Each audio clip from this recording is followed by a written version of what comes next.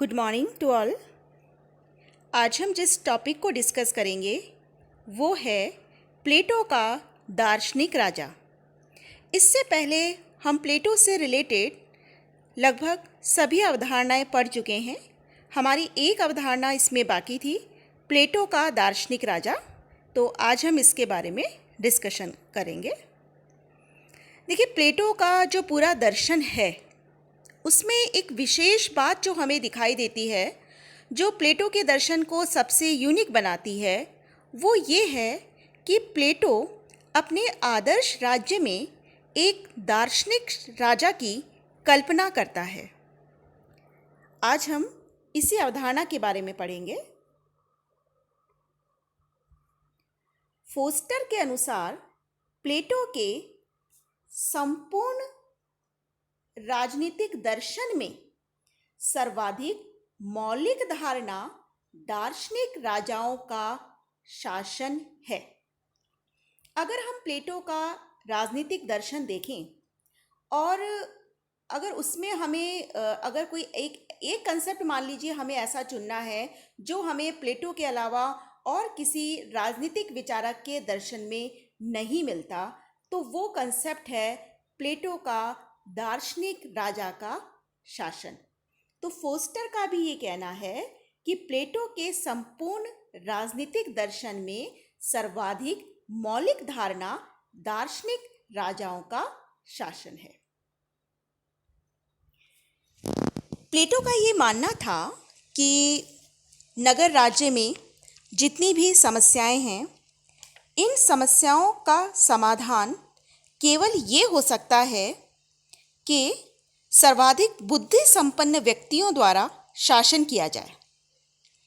ये माना जाता है कि प्लेटो का जन्म चूँकि एथेंस के कुलीन वर्ग में हुआ और प्लेटो स्वयं भी राजनीति में जाना चाहता था, लेकिन जब उसने देखा कि तत्कालीन राजनीतिक समाज में बहुत सी बुराइयां हैं, तो उसने ये डिसीज़न लिया कि वह राजनीति से अलग रहकर स्वयं राजनीति में जाने के बजाय राजनीति से अलग रहते हुए राजनीति में क्या बुराइयां हैं, उन बुराइयों को कैसे दूर किया जाए, इसके उपायों पर चिंतन मनन करने का प्लेटो ने डिसीज़न लिया।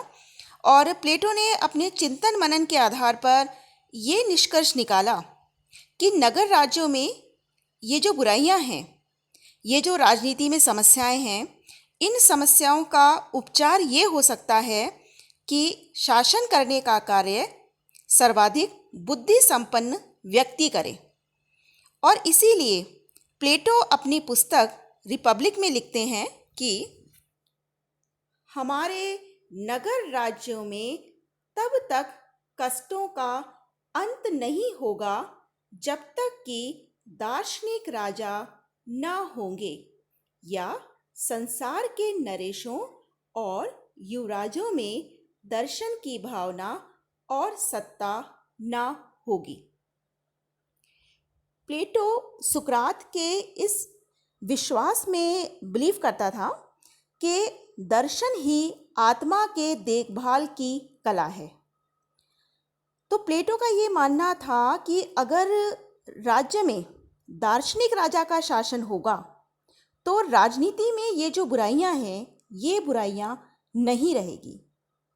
तो प्लेटो का ये मानना था कि आदर्श राज्य में एक दार्शनिक राजा का शासन हो, और प्लेटो का ये मानना था कि यदि किसी राज्य में दार्शनिक राजा के समान ही शिक्षा, चरित्र, विवेक में और भी अधिक व्यक्ति हों इस तरह के, तो इन व्यक्तियों को मिलकर एक साथ शासन का संचालन करना चाहिए।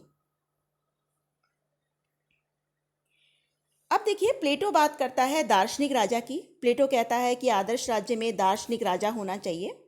तो दार्शनिक राजा में क्या क्या गुण होने चाहिए? तो पहली चीज प्लेटो ये कहते हैं, दार्शनिक राजा स्वयं राज्य के हितों के साथ स्वयं अपने हितों का पूर्ण तादात्म्य स्थापित कर लेता है। अर्थात जो दार्शनिक राजा होता है उस व्यक्ति के अपने कोई हित नहीं होते, वो समुदाय के हितों को ही ध्यान में रखता है। यानी कि जो व्यक्ति दार्शनिक राजा बनेगा, एक तरीके से राज्य के हित और उसके खुद के हित वो एक ही हित है, उसके अपने कोई अलग से हित नहीं है, उसका हित राज्य के हित में ही है। उसमें तृष्णा या इंद्रिय विषयों को भोगने की लालसा नहीं होती। जो दार्शनिक राजा होता है वो तृष्णा से या इंद्रिय सुख भोगने की लालसा से पूर्णतः मुक्त होता है। उसमें श्रेष्ठ आत्मा के सभी गुण होते हैं। सत्य का अन्वेषक है, सत्य का अन्वेषक है अर्थात वह हमेशा सच्चा ज्ञान प्राप्ति करने हेतु अग्रसर रहता है। सत्यम शिवम सुंदरम का मूर्तिमान स्वरूप, सत्य शिव अर्थात कल्याणकारी और सुंदरम जो सभी को प्रिय हो, इस तरह के सारे गुण दार्शनिक राजा में मिलते हैं। तो प्लेटो का ये कहना है कि जो दार्शनिक राजा है उसके अपने कोई हित नहीं है, वो सभी तरह की बुराइयों से मुक्त है, सत्य के प्रति समर्पित है और सत्यम शिवम सुंदरम का मूर्तिमान स्वरूप है। एक विशेष बात प्लेटो ये कहता है कि जहां दार्शनिक राजा का शासन है वहां कानून की कोई आवश्यकता नहीं है। कन्फ्यूशियस का ये कहना था कि जहां राजा सद्गुणी है वहां कानून अनावश्यक है और जहां राजा सद्गुणी नहीं है वहां कानून निरर्थक है। अर्थात यदि ऐसे व्यक्ति को राजा बना दिया जाता है जिसमें सभी तरह के गुण हैं तो फिर कानून की जरूरत ही नहीं है। लेकिन कानून अगर बना रखा है हमने लेकिन राजा में ही सद्गुण नहीं है तो फिर कानून होने का भी कोई फायदा नहीं है। तो इसीलिए प्लेटो भी इसी बात में विश्वास करता था और प्लेटो का ये कहना था कि जो दार्शनिक राजा का शासन है उसमें कानून की कोई आवश्यकता नहीं है। तो हमने देखा कि प्लेटो का जो दार्शनिक राजा है उसे शासन करने की पूर्ण शक्ति प्राप्त है और जो दार्शनिक राजा है उस पर कानून का कोई नियंत्रण नहीं है, परंपराओं से वो मुक्त है, जनमत का भी कोई कंट्रोल उस पर नहीं है। लेकिन ऐसा नहीं है कि प्लेटो का दार्शनिक राजा निरंकुश है। प्लेटो का दार्शनिक राजा भी शक्ति संपन्न है लेकिन उसकी शक्ति निरंकुश नहीं है। वो कौन सी चीज़ें हैं या कौन सी बातें हैं जो उसकी शक्ति पर सीमाएं लगाती हैं? पहली बात, संविधान के मूल प्रबंधों से स्वतंत्र नहीं। प्लेटो का जो दार्शनिक राजा है यद्यपि उस पर कानून का कोई कंट्रोल नहीं है लेकिन दार्शनिक राजा भी संविधान के मूल प्रबंधों से बंधा हुआ है। प्लेटो ये कहता है कि दार्शनिक राजा के लिए 4 नियमों का पालन करना जरूरी है। अब ये 4 नियम कौन से हैं? पहली बात, राज्य में धन और संपत्ति की समानताएं बहुत अधिक विषम ना हो जाए, इस बात का ध्यान रखा जाए। देखिए, प्लेटो का भी ये मानना था कि अगर राज्य में नागरिकों के मध्य संपत्ति के वितरण में असमानता हो जाती है तो वो राज्य के लिए हितकारी नहीं है। तो प्लेटो का ये कहना था कि दार्शनिक राजा को इस बात का ध्यान रखना चाहिए कि राज्य में धन और संपत्ति की असमानताएं बहुत अधिक विषम ना हो। नेक्स्ट है, राज्य का आकार इतना ही बनाए रखना जिससे कि राज्य की एकता और आत्मनिर्भरता बनी रहे। देखिए, प्लेटो का मानना था कि राज्य बहुत बड़ा नहीं होना चाहिए। राज्य के आकार पर भी दार्शनिक राजा को विशेष रूप से ध्यान देना चाहिए और राज्य का आकार इतना ही हो जिससे राज्य में एकता भी रहे, अर्थात बहुत बड़ा नहीं होना चाहिए। साथ ही आत्मनिर्भरता भी रहे, अर्थात बहुत छोटा भी नहीं होना चाहिए। राज्य का आकार इतना बड़ा होना चाहिए कि राज्य अपनी सभी आवश्यकताओं की पूर्ति कर सके। तो पहली चीज़ थी कि धन और संपत्ति के वितरण में असमानताएं ना हो, और दूसरी चीज़ राज्य का आकार। तीसरी है न्याय व्यवस्था। न्याय के ऊपर पहले हम चर्चा कर चुके हैं, और प्लेटो के अनुसार न्याय का अभिप्राय ये था कि हर व्यक्ति अपने निर्धारित कर्तव्यों का पालन करे। और प्लेटो का ये कहना है कि राज्य में न्याय व्यवस्था बनी रहे, ये सुनिश्चित करना शासक का दायित्व है। तो प्लेटो कहते हैं, न्याय की ऐसी व्यवस्था बनाए रखना कि प्रत्येक व्यक्ति अपने निश्चित कर्तव्यों का पालन करता रहे। नेक्स्ट है, शिक्षा व्यवस्था में परिवर्तन नहीं किया जाना चाहिए। देखिए, प्लेटो का फोकस शिक्षा पर भी बहुत अधिक था, और हमने बात की थी कि प्लेटो ये कहता था कि न्याय के लिए दो चीज़ें जरूरी है, एक तो साम्यवादी व्यवस्था और एक शिक्षा व्यवस्था। और इसमें भी प्लेटो ने शिक्षा पर बहुत अधिक बल दिया था, क्योंकि प्लेटो का ये मानना था कि शिक्षा मानसिक व्याधियों को दूर करने का मानसिक उपचार है। तो प्लेटो का ये कहना था कि शासक को शिक्षा व्यवस्था पर ध्यान देना चाहिए, और ध्यान क्या देना चाहिए कि राजा को मनमाने तरीके से शिक्षा व्यवस्था में परिवर्तन नहीं करना चाहिए। शिक्षा कैसी होनी चाहिए? प्लेटो के आदर्श राज्य में शिक्षा राज्य द्वारा प्रोवाइड की जाए और सभी के लिए अनिवार्य हो। तो राज्य द्वारा नियंत्रित एवं अनिवार्य शिक्षा व्यवस्था होनी चाहिए। तो दार्शनिक राजा के लिए इन 4 नियमों का पालन जरूरी है। कौन से 4 नियम हुए ये? हमने देखा, धन और संपत्ति की असमानताएं ना हो, राज्य का आकार, न्याय व्यवस्था, और चौथा शिक्षा व्यवस्था। प्लेटो का ये जो दार्शनिक राजा का कंसेप्ट है, इसकी आलोचनाएं भी बहुत अधिक की जाती है। तो आइए अब हम इस पर डिस्कस करते हैं। पहली आलोचना की जाती है निरंकुश शासन का मार्ग प्रशस्त होना। अभी हमने देखा कि दार्शनिक राजा की शक्ति असीमित है। यद्यपि प्लेटो ने 4 प्रतिबंध लगाए हैं जिनके बारे में अभी हमने जिक्र किया, लेकिन ये प्रतिबंध ऐसे नहीं हैं जो उसे निरंकुश बनने से रोक सके। और कहा जाता है कि सत्ता मनुष्य को भ्रष्ट करती है और निरंकुश सत्ता पूर्ण रूप से भ्रष्ट कर देती है। तो ऐसी स्थिति में ये संभावना बनती है कि जब दार्शनिक राजा के पास असीमित शक्तियां होगी, उसकी शक्ति पर कोई अंकुश नहीं होगा, तो दार्शनिक राजा भी निरंकुश शासन स्थापित कर सकता है। नेक्स्ट है नागरिकों की स्वतंत्रता और स्वविवेक का अंत।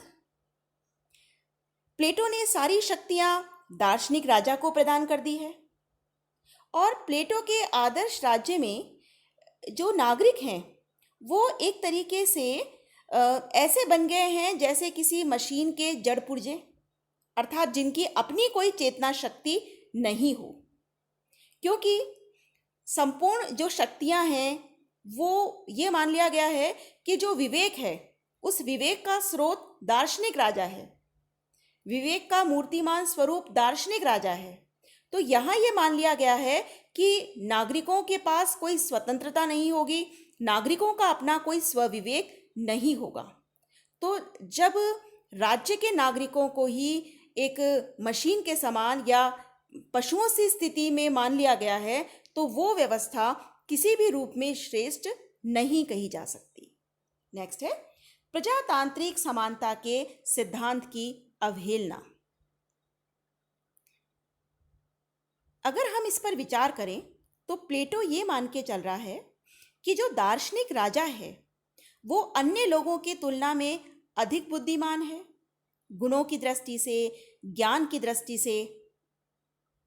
लेकिन अगर हम प्रजातंत्र की बात करें तो प्रजातंत्र विश्वास करता है समानता में। तो आधुनिक जो प्रजातांत्रिक समानता का सिद्धांत है, प्लेटो का सिद्धांत इस सिद्धांत के विरुद्ध है। प्रतिनिधियात्मक शासन का विरोध। हम जानते हैं कि वर्तमान समय में सबसे लोकप्रिय जो शासन व्यवस्था है वो प्रतिनिधियात्मक शासन व्यवस्था है, लेकिन प्लेटो का दार्शनिक राजा का कंसेप्ट इस शासन का विरोधी है। नेक्स्ट है दार्शनिक वर्ग का शासन असंतुलित और अहितकारी।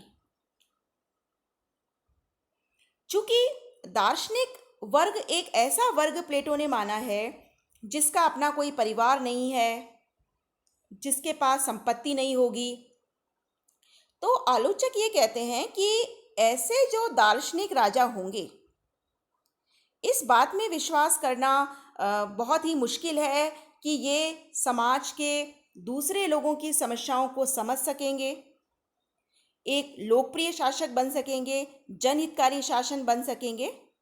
और इतिहास को अगर हम देखें तो हम ये देखते हैं कि अगर हम ऑस्ट्रिया की बात करें तो ऑस्ट्रिया में जो दार्शनिक शासक बने वो कभी भी जनहितकारी और लोकप्रिय नहीं रहे।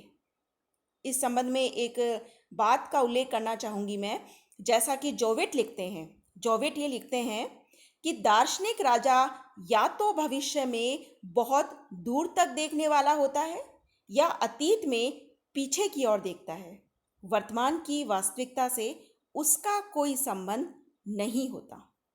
तो अगर किसी दार्शनिक व्यक्ति को शासक बना दिया जाएगा तो ये संभावना बनती है कि उसका शासन असंतुलित और अहितकारी हो सकता है। नेक्स्ट है विरोधाभासों से पूर्ण। विरोधाभास इसमें यह है कि एक तरफ तो प्लेटो ने दार्शनिक राजा को असीमित शक्तियां प्रदान कर दी है और दूसरी तरफ उस पर ये 4 सैद्धांतिक प्रतिबंध लगा दिए हैं। और इसीलिए बार्कर का ये कहना है कि रिपब्लिक का सबसे बड़ा विरोधाभास ये है पुरुषों तथा स्त्रियों के समान शिक्षण तथा कार्य पत्नियों के साम्यवाद के विरोधाभास से भी बड़ा। अर्थात बार्कर ये कहते हैं कि प्लेटो का जो दर्शन है उसमें हम बहुत से विरोधाभास देखते हैं, जैसा कि प्लेटो कहता है कि स्त्री और पुरुष दोनों को समान रूप से शिक्षित किया जाए, दोनों के समान कार्य होने चाहिए। वो पत्नियों के साम्यवाद की बात करता है, लेकिन इन सब से भी बड़ा विरोधाभास बार्कर ने माना है। एक तरफ तो दार्शनिक राजा को असीमित शक्तियां प्रदान करना और दूसरी तरफ उस पर ये 4 सैद्धांतिक प्रतिबंध लगाना। नेक्स्ट है स्वयं प्लेटो की महत्वाकांक्षा का प्रतिबिंब।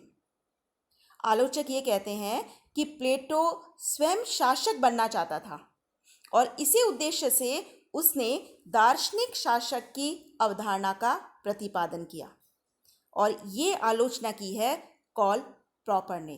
कॉल प्रॉपर जो प्लेटो का बहुत बड़ा आलोचक माना जाता है। हमने अभी तक जितने कॉन्सेप्ट प्लेटो के पढ़े सबके विषय में कॉल प्रॉपर ने कुछ ना कुछ स्टेटमेंट दिया है जिसकी बात हम करते हैं समय समय पर। तो यहाँ भी कॉल प्रॉपर का एक स्टेटमेंट है, कॉल प्रॉपर का एक कथन है। कॉल प्रॉपर ने ये कहा है कि दार्शनिक राजा प्लेटो स्वयं है और रिपब्लिक उसके शासक बनाए जाने का दावा है। मैं फिर से रिपीट करती हूँ ये कोटेशन। कॉल प्रॉपर आलोचना करते हुए कहते हैं कि दार्शनिक राजा स्वयं प्लेटो है और रिपब्लिक उसके शासक बनाए जाने का दावा है।